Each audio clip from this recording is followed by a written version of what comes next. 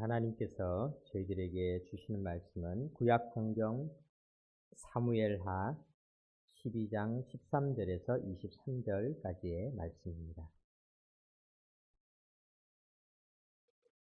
사무엘하 12장은 구약 성경 480면에 있습니다.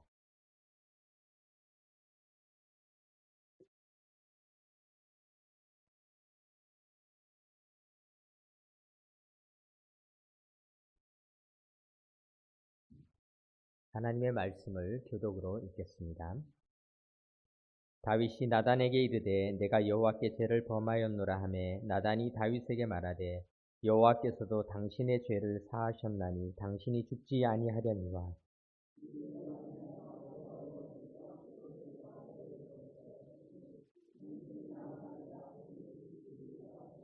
나단이 자기 집으로 돌아가니라. 우리아의 아내가 다윗에게 낳은 아이를 여호와께서 치심에 심히 앓는지라.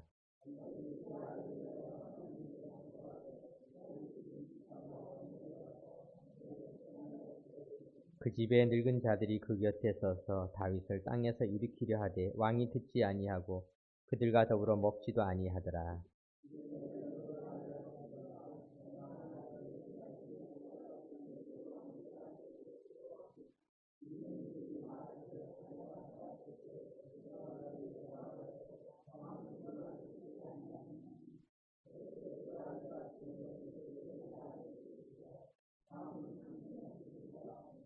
다윗이 그의 신하들이 서로 수군거리는 것을 보고 그 아이가 죽은 줄을 다윗이 깨닫고 그의 신하들에게 묻되 아이가 죽었느냐 하니 대답하되 죽었나이다 하는지라.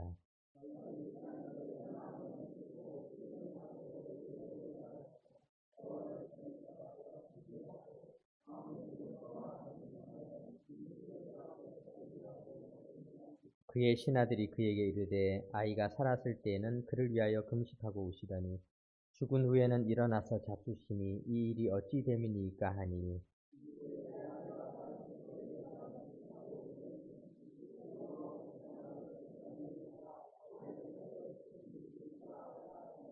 다 같이 읽겠습니다. 지금은 죽었으니 내가 어찌 금식하랴 내가 다시 돌아오게 할 수 없느냐 나는 그에게로 가려니와 그는 내게로 돌아오지 아니하리라 하니라. 아멘. 우리가 다윗의 용기에 대해서 3주째 살펴보고 있는데요. 첫 번째 우리가 살펴보았던 다윗의 용기는 골리앗을 향하여 담대히 나아가 골리앗을 물리쳤던 용기였습니다. 엄청난 용기였습니다. 그리고 지난 주일에 살펴보았던 용기는 다윗이 사울에게 쫓기고 자기 목숨을 잃을 뻔한 순간에도 사울 왕이 기름 부음 받은 자라는 사실을 인정하고 자기가 쉽게 왕이 될 수 있는 기회를 기꺼이 내려놓고 포기하고 하나님의 뜻을 기다리는 용기, 포기하는 용기에 대해서 살펴보았습니다. 오늘은 다윗의 용기 마지막 시간으로 다윗이 하나님 앞에 무릎 꿇고 회개하는 용기에 대해서 우리가 함께 생각해 보도록 하겠습니다. 다윗, 이스라엘 백성들에게 있어서 다윗은 최고의 위인이죠. 다윗의 별이 이스라엘의 상징이 될 만큼 다윗은 이스라엘 백성들에게 최고의 영웅이지만은 그러나 모든 위인들도 뒷면이 있습니다. 동전이 앞면이 있고 뒷면이 있듯이 그 사람의 훌륭한 점이 있다면은 반드시 그 사람의 모자란 점, 부족한 점이 반드시 있는 것입니다. 그것이 우리 인생입니다. 그런데 다윗도 마찬가지죠. 다윗에게 가장 아프고 고통스러운 그런 이야기가 오늘 본문에 기록되어져 있습니다. 옛날에 스코틀랜드 사람들이 처음 기차를 타고 영국으로 가면서 기차를 타니까 너무 신기한 겁니다. 그런데 기차를 타는데 이런저런 얘기를 하다가 그런 얘기를 들었습니다. 기차의 맨 뒷칸은 제일 사고가 날 위험이 크다는 겁니다. 그러니까 그 이야기를 듣고 그 사람이 대뜸 말을 하는 겁니다. 그러면 뭐하러 그 위험한 뒷칸을 달고 다니냐고. 맨 뒷칸을 떼어버리고 다니면은 기차가 안전하게 갈 터인데 이렇게 어떻게 보면은 그 사람의 어리석은 모습을 이야기하는 것 같지만 그러나 오늘 우리도 그와 같은 어리석은 생각을 할 때가 많이 있습니다. 기차의 맨 뒷칸은 뗄 수가 없죠. 떼면 그 다음 칸이 뒷칸이 또 될 수밖에 없죠.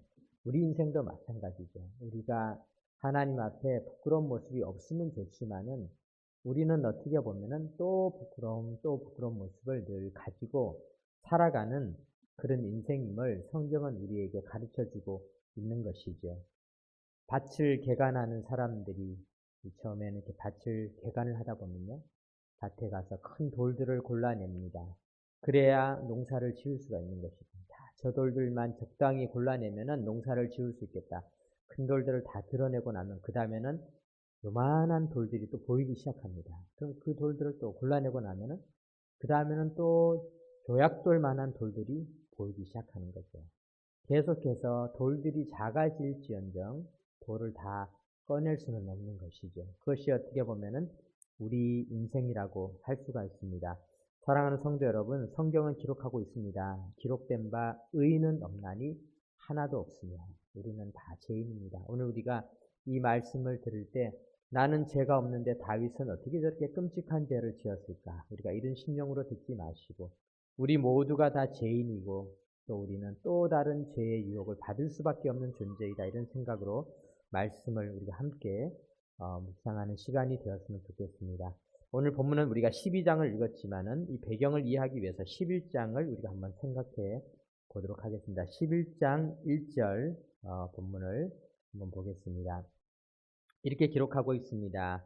그 해가 돌아와 왕들이 출전할 때가 되매 다윗이 요압과 그에게 있는 그의 부하들과 온 이스라엘 군대를 보내니 그들이 암몬 자손을 멸하고 랍바를 에워쌌고 다윗은 예루살렘에 그대로 있더라. 기록하고 있습니다. 해가 바뀌었습니다. 해가 돌아왔다. 새해가 되었다는 것이죠. 아비벌이라고 하는 1월달이 돌아왔는데 당시는 오늘날 우리의 달력으로 따지면은 이제 3, 4월 달이 아비벌이 되고 해가 돌아온 때라고 할 수가 있는데 이때는 이스라엘 땅이 우기가 다 지나고 이제 겨울을 다 보내고 농사를 지을 수 있는 그런 좋은 때가 된 것이죠. 지금과 같은 시기라고 생각해 볼 수가 있습니다. 그렇습니다. 겨울이나 우기 때는 전쟁을 하기가 좋지가 않기 때문에 대부분 왕들은 이제 봄이 되어서 전쟁을 하러 가게 되는 것입니다. 그런데 다윗에게는 이제는 권력이 주어졌습니다. 힘과 능력이 있었습니다. 이미 암몬을 쳐서 물리치고 또 다윗이 가지고 있는 이 힘과 능력은 요압이라고 하는 아주 든든한 군대 장관을 두고 있었습니다. 적당한 권력이 생기게 된 것이죠. 이제는 아둥바둥 나가서 전쟁을 하지 않아도 될 만큼의 여유가 생긴 것이죠. 그런데 문제는 그것이 위기라는 것입니다. 우리도 우리 인생이 위기를 겪을 때가 언제인가? 우리가 정말 먹고 살기 빠듯하고 힘들고 어려울 때도 우리에겐 어려움이지만은 정말 우리가 영적인 위기는 언제 겪게 되는가? 우리가 좀 여유를 찾을 때, 이제는 좀 그렇게 아둥바둥 살아도 되지 않을 때가 될 때, 여유가 생겼을 때, 시간 여유도 생겼을 때, 이때가 되면은 우리가 그 시간을 하나님을 위해서, 이제는 주님을 위해서 더 봉사하자, 이제는 더욱더 하나님을 잘 섬기자, 이렇게 생각하면 참 좋은데, 안타깝게도 사람들은 그동안에 놀러 가지 못했는데 놀러 가야 되겠다. 뭐 어디에는 꽃이 이제 피기 시작했대더라. 꽃 피는 거 구경하러 가야겠다. 누구는 인스타그램에 어디 맛집에 가서 참 이렇게 맛있는 거 올렸는데 나도 거기 한번 가서 맛집도 찍어보고 또 무슨 바닷가가 보이는 카페도 가보고 이런 생각들을 사람들은 하기 시작한다는 것이죠. 어떻게 보면은 우리에게 위기는 언제인가? 위기는 여유가 생길 때가 위기인 것이죠. 다윗도 마찬가지고 우리도 마찬가지입니다. 사랑하는 성도 여러분, 우리가 힘들고 어려울 때 미리 계획을 해야 합니다. 내가 여유가 생기면은 주를 위해서 더 사용해야 되겠다. 계획하지 않으면은 우리가 주어진 여유와 우리가 더 가지게 된 권력들은 사탄이 사용하게 되는 것입니다. 오늘 다윗의 경우가 그것을 다 보여주고 있는 것이죠. 오늘 제가 교회에 와서 보니까 교회 마당에 풀들이 이렇게 다 구석구석에 많이 피어서 오늘 제가 잡초 뽑기를 열심히 쫙 했습니다. 오늘이 잡초 뽑기의 최고의 날입니다. 왜냐하면은 어제 비가 왔잖아요. 어제 비가 와가지고 이제 나무들이 그 풀들이 있는 그 흙이 촉촉하게 잘 젖어서 손으로 힘을 조금만 줘도 쏙쏙 아주 잘 뽑히는 그런 날이라 제가 오늘 잡초를 쭉 뽑아가지고 이제 휴지통에다가 다 버렸는데요. 이 잡초의 입장에서 보면요. 어제 같은 날이 얼마나 행복한 날입니까?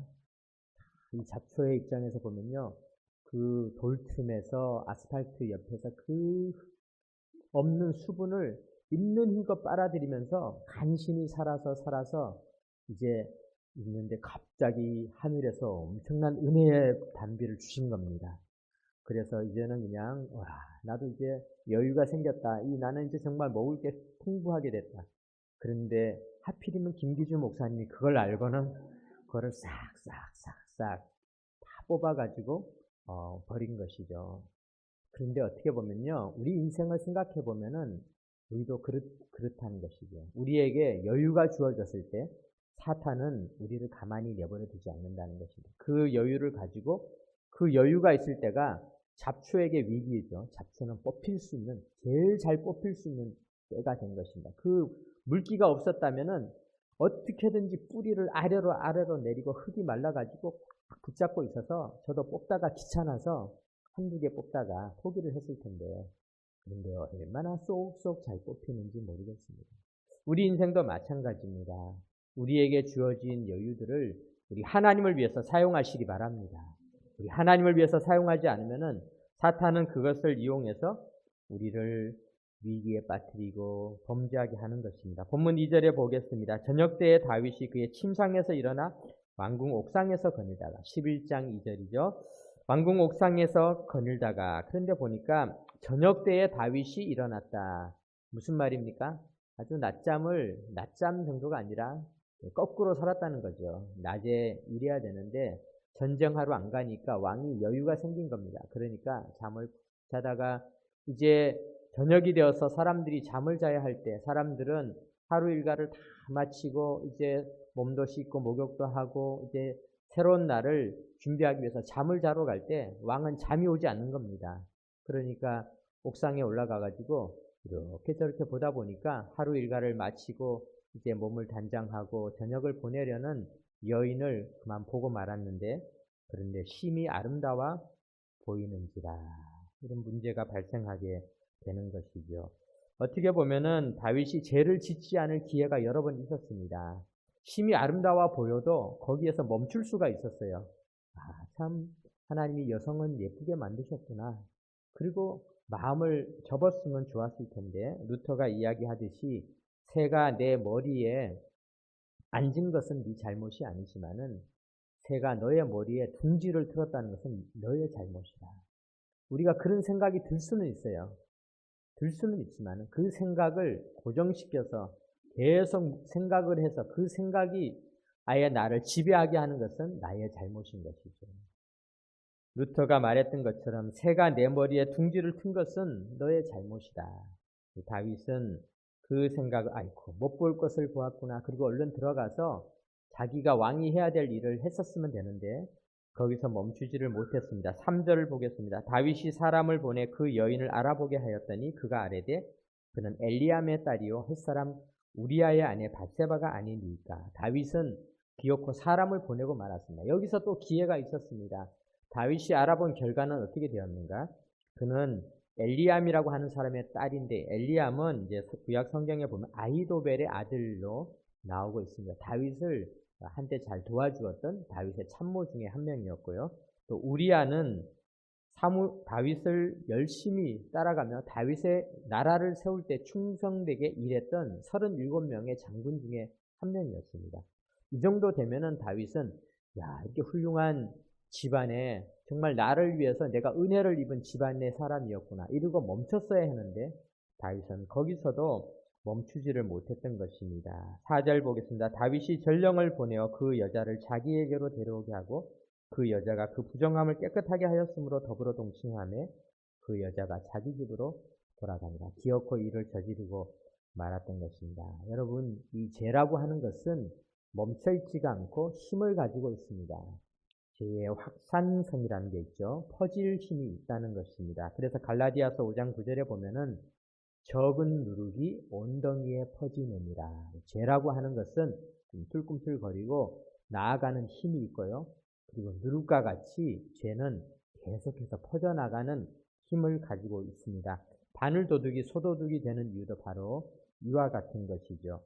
그래서 다윗은 이와 같은 어려움에 빠지고 말았던 것입니다. 사실 다윗의 처음 잘못은 게으름 정도였죠.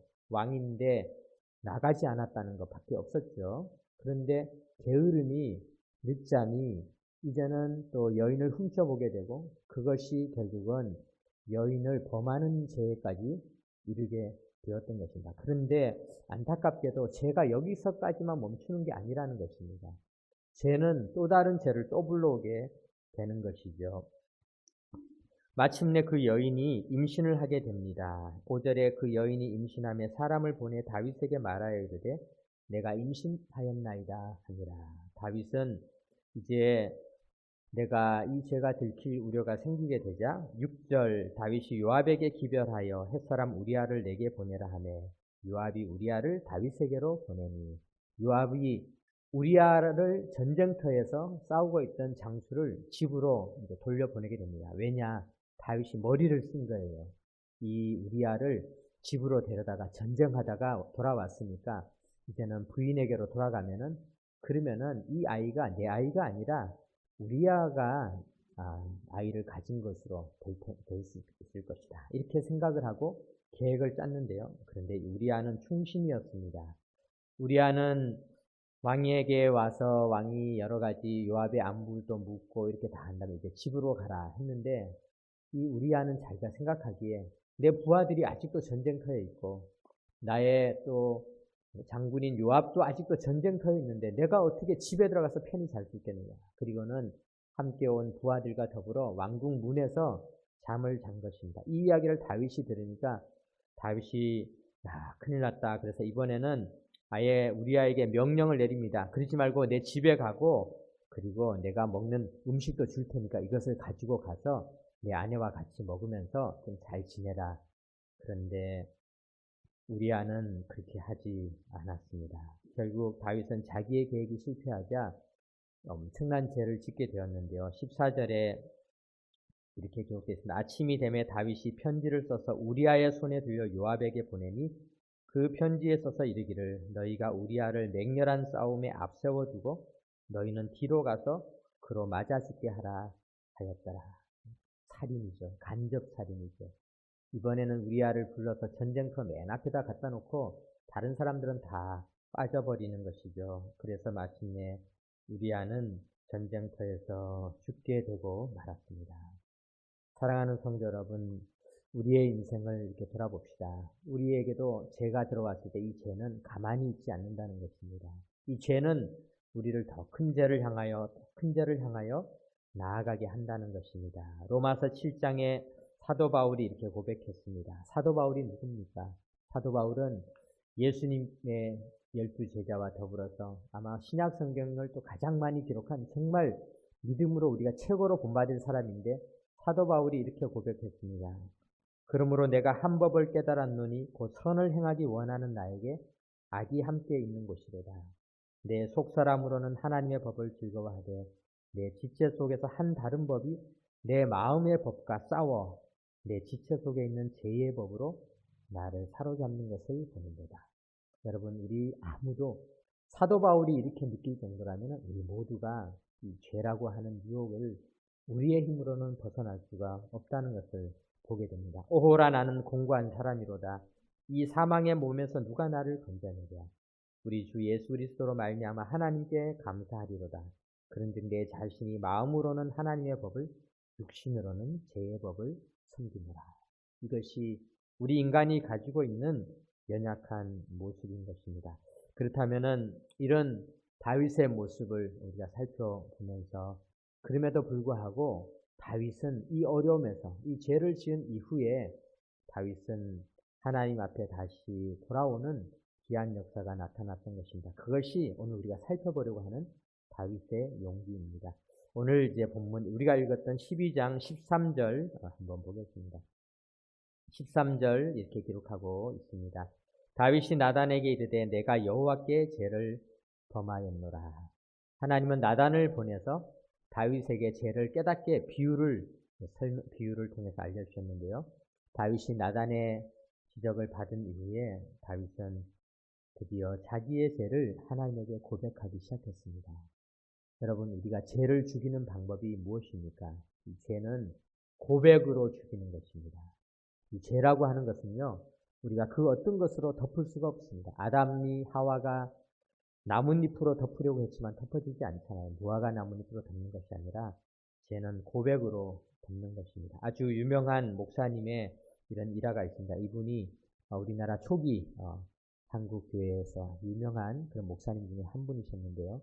이분이 젊은 시절에는 그가 목회를 하기 전에는 정말 나라를 위해서 애를 쓰고 만주에서 지내고 이렇게 하다가 목회자가 되어서 미국에 있는 어느 이제 교회에서 청빙을 하게 되었습니다. 그래서 그 청빙을 받아서 미국의 교회로 가시게 되었는데요. 당시에는 비행기가 없었기 때문에 배를 타고 가는 것이죠. 배를 타고 한 달 반, 두 달이라고 하는 긴 기간을 배를 타고 태평양을 건너서 그곳에 가서 가게 되었는데, 또 옛날에는 편지도 배로 왔다 갔다 하니까 편지 한번 주고받으려면은 이것이 시간이 많이 걸리는 것입니다. 그런데 이분이 이제 미국의 교회에서 마침 이제 편지가 오게 된 것입니다. 왜 당신을 청빙했는데 오지 않으십니까? 오신다고 분명히 회신을 하셨으면은 와야 되는데 우리가 다 기다리고 있는데 왜 당신은 오지 않으시는 겁니까? 그런데요, 그 편지가 이제 두 달 후에 도착을 했습니다. 그리고 세월이 또 지나서 마침내 그 편지가 회신되었는데 그 편지에는 이렇게 기록되어 있습니다. 너무너무 죄송합니다. 제가 안 간 것이 아닙니다. 제가 그 청빙에 감사하다고 하고 모든 것을 잘 준비해서 배를 타고 미국으로 가게 되었습니다. 그런데 배를 타고 미국에서 마지막 부두에서 내리려고 하는 그 찰나에 배와 육지를 잇는 그런 사람들이 걸어갈 수 있는 그 길을 이렇게 만들어서 그 길을 걸어가는데 그때 갑자기 물결이 너무 세게 치면서 그 널판이 움직이게 되어서 내가 짐을 들고 가다가 나도 모르게 넘어졌습니다. 그래서 무릎에 찰가상을 입고 또 손도 이렇게 찰가상을 입게 되었습니다. 그래서 나는 이런 찰가상을 입었지만은 그렇게 큰 대수롭지 않게 생각했는데 굳이 그 해운 업체에서 고객이 다쳤기 때문에 우리에게 책임이 있다. 치료를 해드려야 된다라고 할 수 없이 병원에 가서 치료를 받게 되었는데 그런데 그만 그 병원에서 매독균이 내 몸에 매독균이 있는 것이 발견이 되었습니다. 그래서 그 병원에서 입국 거부가 되어서 병원의 격리실에서 갇혀 있다가 다시 본국으로 돌아갈 수밖에 없게 되었습니다. 그런데 내가 그렇게 된 이유는 내가 젊은 시절 만주에 갔을 때 딱 한 번 정말 정욕을 이기지 못하고 하지 말아야 할 일을 했습니다. 그런데 그때 하필이면 그때 내 몸에 잠복되어져 있던 매독균이 세월이 지나서 그때 드러나게 된 것입니다. 나는 죄인입니다. 나는 목사라고 하지만은 젊은 시절에 하지 말아야 할 일을 했고 내가 정말 중요한 시기에 내가 그 죄를 하나님에게 고백하지 않았더니 죄가 나를 고백해서 내가 이 청빙을 받지 못하게 하였습니다. 여러분들 이 편지는 실제로 있었던 그런 일이죠. 우리가 이렇게 인생을 살면서요. 죄라고 하는 것은 참 무섭습니다. 내가 죄를 고발하지 않으면요. 죄가 나를 고백하게 되는 것입니다. 아무것도 아닌 것 같았던 죄, 모두에게 잊혀졌던 죄, 자기 자신도 그 죄를 잊어버렸던 그 죄가 세월이 지나서 전혀 뜻하지 않은 때에 나타나서 고백하게 되는 것이죠. 고발하게 되는 것입니다. 그러므로 우리는 우리 하나님 앞에 우리가 죄를 지었을 때 반드시 고백해야 되는 것입니다. 죄를 죽이는 방법은 고백입니다. 오늘 우리는 다윗이 이렇게 끔찍한 죄를 지었지만은 그가 어떻게 다시 왕으로 세워질 수 있었을까? 그것은 오늘 13절 말씀이죠. 다윗이 나단에게 이르되 내가 여호와께 죄를 범하였노라. 내가 여호와께 죄를 범하였노라. 하나님 앞에 인정하는 것, 이것이 바로 다윗의 용기입니다. 이것은 쉬운 용기가 아닙니다. 그러나 우리 모두가 꼭 가져야 할 용기입니다. 사랑하는 성도 여러분, 우리가 죄를 지었을 때 반드시 고백하시기 바랍니다. 그것이 우리 하나님 앞에 살 수 있는 길입니다. 다윗에게 있어서 다윗이 죄를 고백했지만은 그에게 이제 아픔이 다가오게 되었습니다. 다윗이 바세바를 결국은 데려오게 되고 그 태어나는 아이는 죽게 되었습니다. 7일 만에 아이가 병이 걸려서 죽게 된 것이죠. 그 이야기가 오늘 본문 마지막에 기록되어져 있습니다. 다윗은 자기의 죄를 회개한 다음에 하나님 앞에 무릎을 꿇고 금식하면서 이 아이를 살려달라고 애원을 했습니다. 너무 다윗이 왕이 그렇게 애원을 하니까 주변의 신하들이 어떻게 손쓸 줄을 몰랐습니다. 나이 드신 어르신들을 보내서도 해봐도 소용이 없었습니다.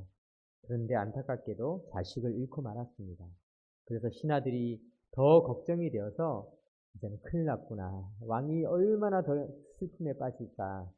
그런데요, 신하들이 수군거리니까 다윗이 알게 되었습니다. 눈치를 챈 거죠.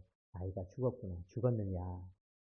신하들이 할 수 없이 죽었습니다. 그랬더니 다윗이 금식하는 것을 다 치우고 다시는 이제 밥도 먹으면서 일상생활로 돌아갔습니다. 신하들이 기겁을 한 겁니다. 아니 도대체 어떻게 된 사람인가. 지금이 진짜 슬퍼해야 할 때인데 왜 갑자기 저 슬픔들을 이겨낸 사람처럼 저렇게 행동을 할까. 그런데 다윗이 마지막에 고백을 하고 있는 것을 보게 됩니다. 오늘 본문 20절부터 한번 제가 읽어보겠습니다. 다윗이 땅에서 일어나 몸을 씻고 기름을 바르고 의복을 갈아입고 여호와의 전에 들어가서 경배하고 왕궁으로 돌아와 명령하여 음식을 그 앞에 차리게 하고 먹은지라. 그의 신하들이 그에게 이르되 아이가 살았을 때는 그를 위하여 금식하고 우시더니 죽은 후에는 일어나서 잡수시니 이 일이 어찌 됨이니까 하니 이르되 아이가 살았을 때 내가 금식하고 온 것은 혹시 여호와께서 나를 불쌍히 여기사 아이를 살려주실는지 누가 알까 생각함이거니와 지금은 죽었으니 내가 어찌 금식하랴. 내가 다시 돌아오게 할 수 있느냐. 나는 그에게로 가려니와 그는 내게로 돌아오지 아니하리라 하니라. 그래서 우리가 짧지만은 다윗이 하나님에 대해서 가졌던 생각을 볼 수가 있습니다. 강남에 있는 시옷 교회, 아주 유명한 교회인데요. 그 교회 히읗 목사님이 글을 쓰셨어요. 그 글을 제가 이제 읽은 적이 있었습니다. 지난달에 이제 그 글을 읽다 보니까 그 목사님이 아이가 죽었습니다. 자녀가 부모님보다 먼저 죽는 거는 엄청 가슴 아픈 일이잖아요. 그래서 너무 슬프고 힘이 들어서 하나님에게 막 기도를 하는데 오늘 하나님께서 그런 음성을 들려주셨대요. 하나님께서 나도 내 아들 독생자 예수 그리스도가 십자가에 달려 죽었다. 그렇게 말씀하시더라는 겁니다. 그런데 이제 목사님이 그 이야기를 들었는데도 위로가 안 되는 거예요. 그렇지만 하나님, 예수님은 3일 만에 부활하시지 않으셨습니까? 우리 아들은 그렇지가 않습니다. 그런데 또 한참 있다가 그런 마음을 주시래요. 죽게는 하루가 천년 같다. 3일이라고 하는 기간이지만은 내가 얼마나 애탔을까. 너도 마찬가지일 것이다. 너도 애타는 것은 알지만은 그러나 나보다는 더 빨리 만날 수 있지 않겠느냐. 그 말씀을 이제 들으면서 황영한 목사님 이름을 말씀드리고 말하네요. 본인 이름이 기록된 글이니까 뭐 공개도 되겠지만은 황 목사님이 위로를 받으셨다 이렇게 말씀을 하셨는데요. 목사님이지만은 부활 신앙에 대한 그렇게 깊은 확신이 있었다고 했지만은 실제로 내 아이가 죽었을 때 그 부활 신앙에 대한 그렇게 깊은 확신들이 있지 않았던 것을 발견하게 된 것입니다. 그런데 이 아픔을 겪고 나서 부활 신앙에 대한 새로운 확신을 가지게 되었다. 그 고백을 하고 있는 것입니다. 사랑하는 성도 여러분, 우리 주님의 부활하심을 우리는 믿어야 합니다. 다윗은 그 먼 옛날에도 내가 그 아들에게로 갈 수 있다라는 믿음을 가졌어요. 이것은 오늘 우리들에게 믿음을 주는 것입니다. 우리가 죽은 이후에 우리 인생이 다 끝나는 것이 아닙니다. 예수 그리스도께서 우리에게 주신 영원한 생명이 있습니다. 그래서 우리는 만나게 될 것입니다. 만납니다.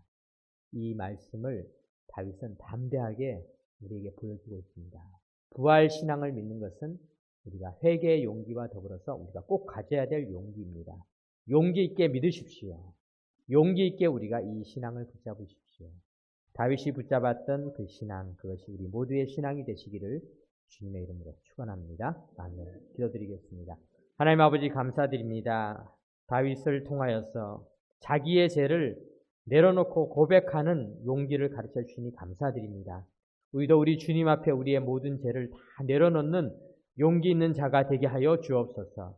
주여 우리의 죄를 용서하여 주옵소서. 우리는 다 죄인입니다. 주여 또한 주님께서는 우리를 마침내 부활하게 하시고 영원한 생명을 누리게 하실 줄 믿습니다. 우리가 이 믿음을 꼭 가지고 용기 있게 살아가게 하여 주옵소서.